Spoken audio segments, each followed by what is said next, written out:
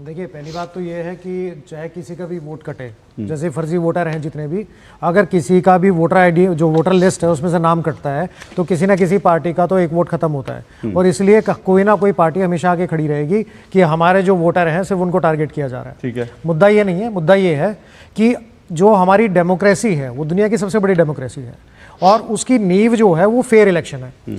एक भी फर्जी वोटर अगर एग्जिस्ट करता है, एक भी आदमी एक से ज्यादा जगह अगर वोट डालता है तो ये हमारी डेमोक्रेसी की फाउंडेशन के ऊपर सबसे बड़ी चोट है। इससे बड़ा विश्वासघात, इससे बड़ी चीटिंग किसी आदमी के साथ नहीं हो सकती, पूरे देश के साथ चीटिंग नहीं हो सकती। अगर कोई भी एक से ज्यादा वोटर आईडी रखता है तो उसके खिलाफ 1 साल तक की जेल का तो प्रोविजन है रिप्रेजेंटेशन ऑफ पीपल एक्ट में। ठीक है। साथ में जिन फर्जी डॉक्यूमेंट्स के बेसिस पे वो अपना फर्जी वोटर आईडी कार्ड बनवाता है, उसकी अगर हम भारतीय न्याय संहिता में देखते हैं तो 3 सेक्शन है 336, जहां 2 साल तक की जेल का प्रोविजन है। बात यह है कि जब भी किसी का वोटर आईडी कटना, ये वोटर आईडी लिस्ट में से नाम कटता है तो कोई ना कोई पॉलिटिशियन या कोई भी राजनेता या फिर कोई ना कोई पार्टी आगे खड़ी हो जाती है, कहते हैं कि आप तो जी हमारे वोटर जो हैं उनको टारगेट करते हैं। लेकिन कई बार तो असली वोटर भी कट जाते हैं ना, जैसा आम आदमी पार्टी उसके लिए प्रोविजन है।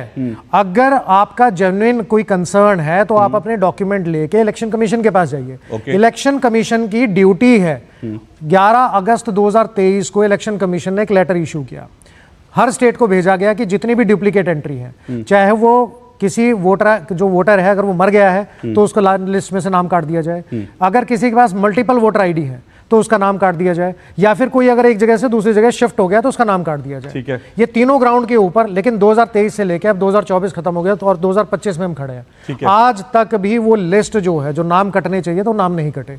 हम लोगों ने रिप्रेजेंटेशन दी इलेक्शन कमीशन को कि आप जो लेटर आपने इशू किया था उसको इंप्लीमेंट कीजिए, क्योंकि एआई का जमाना है, कंप्यूटर का यूज कर सकते हैं, बाय फेस आप चेक कर सकते हैं, बाय एड्रेस चेक कर सकते हैं, आप बाय नेम चेक कर सकते हैं, फादर्स नेम मैच कर सकते हैं। ठीक है। और उसके बाद हम सुप्रीम कोर्ट जब गए तो सुप्रीम कोर्ट ने बोला कि भाई ये जो डाटा है ये बहुत बड़ा डाटा है, इसके लिए आप कंसर्न स्टेट में या कंसर्न हाई कोर्ट के अंदर आप जाके अप्रोच कीजिए। ठीक है।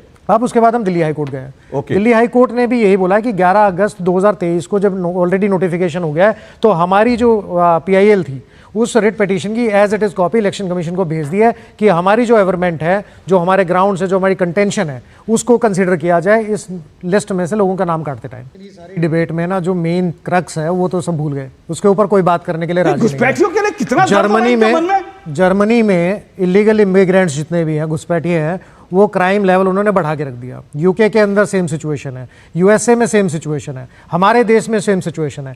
कोई भी पॉलिटिकल पार्टी का आदमी कोई भी आगे आके ये नहीं बोल रहा है कि ये नेशनल सिक्योरिटी का मैटर एग्जैक्टली नेशनल सिक्योरिटी का। एक भी बाहर से आया हुआ आदमी देश के अंदर जब आता है तो वो नेशनल सिक्योरिटी का मैटर बनता है, उसके ऊपर एफआईआर होनी चाहिए। जो लोग उसको सपोर्ट कर रहे हैं, जिनकी वजह से वो अंदर आया है और जिन लोगों ने उसको सपोर्ट किया है डॉक्यूमेंट बनाने के लिए, सब लोगों के खिलाफ कानूनी कार्रवाई होनी चाहिए। हमारे नेशनल सिक्योरिटी का मुद्दा बिल्कुल सही कहा आपने।